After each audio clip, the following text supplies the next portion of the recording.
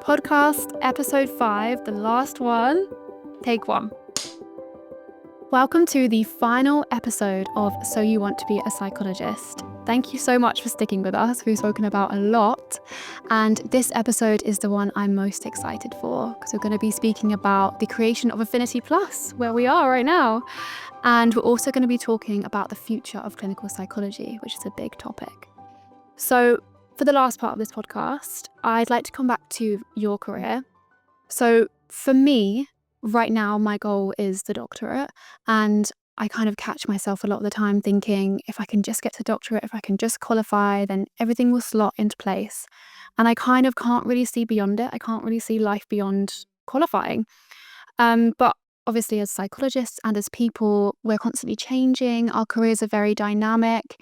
And I'd love to hear about your journey after qualifying, after that doctorate. What kind of roles did you take on, and how did they shape you as a clinical psychologist? And most importantly, do you enjoy being a clinical psychologist? Is it worth it?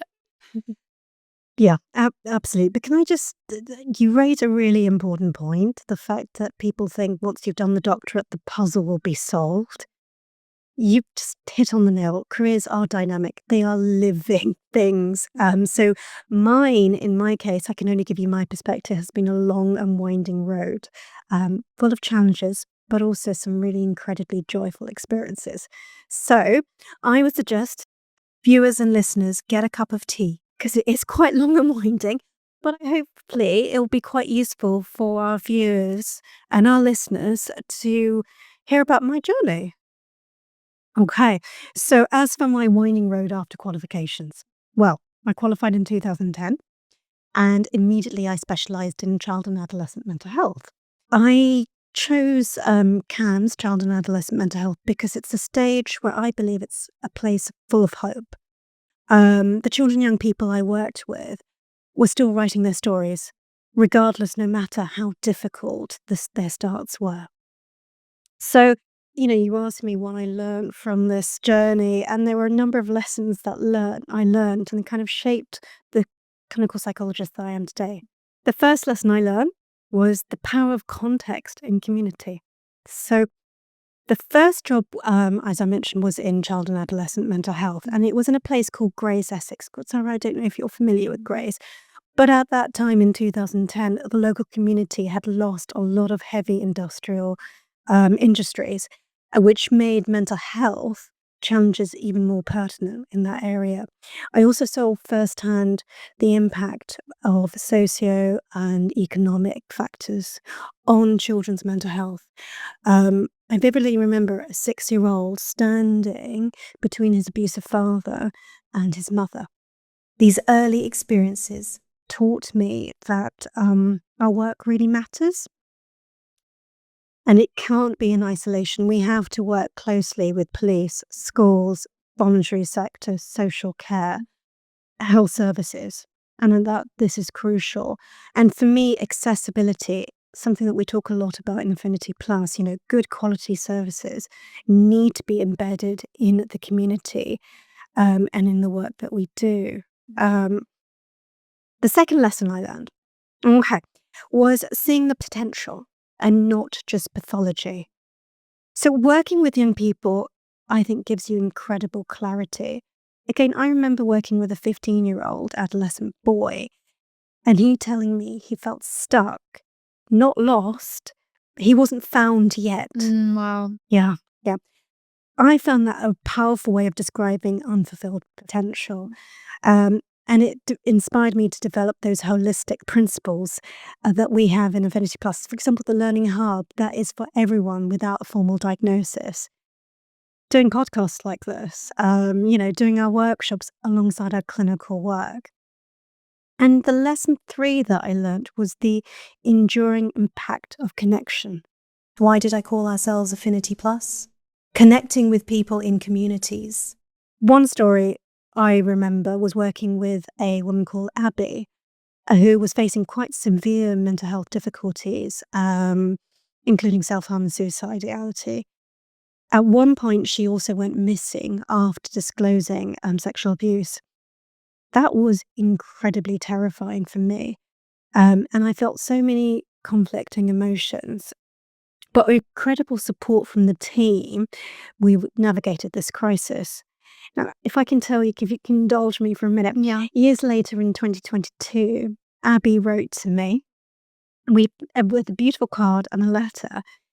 She'd become a senior psychiatry registrar. Wow. Yeah. And she had seemed to be a consultant and she'd gotten engaged. And she thanked me for believing in her time of crisis and that I had inspired her in the career of mental health. Now, I don't say this for arrogance or anything like that, but moments like that remind me never underestimate the profound, lasting impact we have on the lives that we support. That's an amazing story. And it's sort of, in moments of when I self-doubt, you kind of remind yourself why you're doing this job. So you asked me, is it worth it? Absolutely. Since those early CAM days, my career has evolved in seeking new roles. So other NHS services, local authorities are working in schools, youth offending services, social care.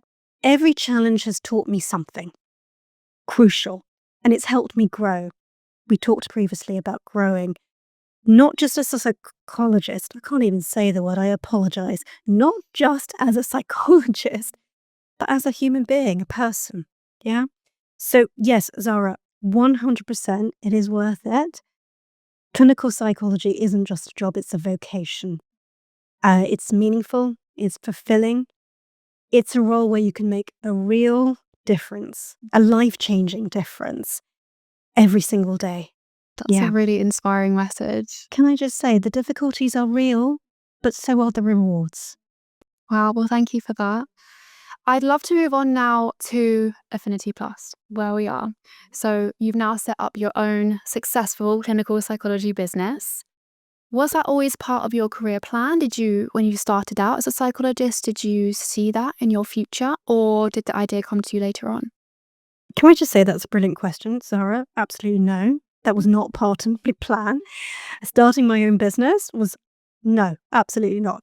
When I qualified, I focused on the public sector.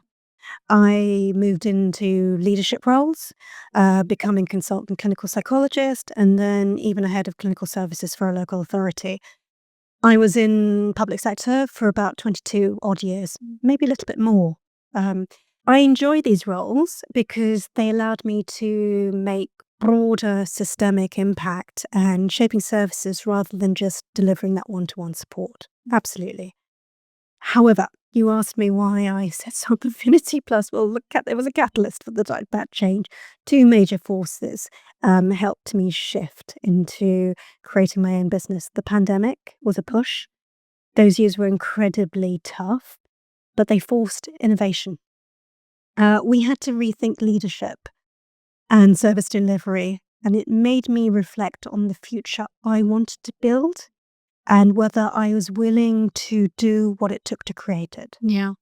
And the second was conflict of values. So later I found myself working in a toxic environment, no particular individual, but there were systemic issues and scapegoating, and it clashed with my, let's just say, personal and professional values. Integrity for me is non-negotiable. And I reached a point where I said, I'm not going to take this anymore. And I walked away and decided to create something new. And so Affiniti Plus was built on a number of core principles. Can I just say we registered in November 2023, so we're second birthday. Yeah. We did officially open our doors in January 2024. But, the core principles, just going back, were around authenticity. So knowing the difference between belonging and fitting in, compassion, helping people thrive, difference, recognizing that everyone is unique and diverse, and creating that bespoke care around that. Experience, offering safe hands and expertise, and that holistic person. Do you remember I talked about seeing the person rather than the pathology? So treating the whole person, not just the symptoms. And as we know, I wanted to work in a service that wasn't just children, adults. I wanted to work across that lifespan. So we work with children, young people, adults, and organizations. We also, and this is my really proud bit, is we offer paid placements for aspiring psychologists. I wanted to give back to the profession and nurture the next generation. But can I make another point? Beyond the clinic, I'm also a trustee with charities such as Chasing the Stigma and previously with Missing People. And why? Is because I think psychology is not just for the clinic. It is, for the community. And being a trustee enables me to disseminate all the lovely things I've learned into the wider society. Well, thank you for indulging us on that. It was so interesting to hear about the kind of backstory of Affiniti Plus and why you set it up. That's so interesting. So for the last section of our entire series, we are going to touch on something quite big. And I think if listeners are more interested in this, we can definitely do a whole nother episode, whole nother series on this. But my question to you is, how do you see the profession of clinical psychology evolving? What is it like now in 2025? What issues are clinical psychologists facing now? And what issues do you see them facing in, say, the next 5 years? Okay, I think if we stick with aspiring psychologists, because it's such a big topic, the profession, I think, is evolving quite fast, driven by new technologies, shifting NHS priorities, and this commitment for more inclusive care. Can I go into a little bit more detail? Is that all right? Okay. Again, this is a cup of tea moment, so yeah, allow me, indulge me. Let's just think about digital and AI-powered mental health care, okay? There is a drive towards accessible digital therapies. So apps, online counseling, those virtual, I don't even know much about it, so I'm not the expert, but the virtual reality therapies seem to be being used more and more across different mental health conditions. In fact, I read a research paper that showed that using VR programs was quite beneficial in terms of reducing symptoms of anxiety, depression. So quite interesting. There's also AI assisted practice. So tools like the limbic access for triage. I know, complicated.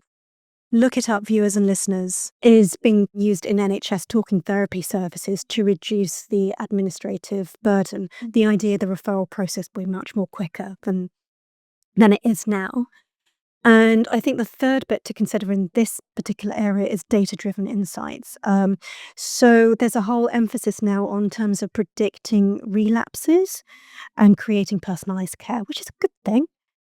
As in, I would suggest viewers and listeners to look at the Connect study, which is looking at this in terms of seeing whether we can predict people getting worse, the symptoms getting worse. Caveat, the ethical navigation around all of this, using technology responsibly whilst maintaining the empathy, that human connection. So the second bit we need to consider is transforming the workforce and new career paths. So as we know, the NHS has been expanding in terms of growing the workforce, but it seems now there's less focus on numbers and more focus on what kind of workforce, psychology workforce we need. Yeah. There's new roles, that's saying, so that, for example, I don't know, Sarah, have you heard the Clinical Associates in Psychology, the CAPS? Yep. There's mental health and wellbeing practitioners. And with the rollout of mental health school support teams, within schools, there's the education mental health practitioners. And we're also expanding in new settings. The idea is the NHS alone can't prevent the nation's ill health. So there's a lot of partnership with community-based services, the private sector.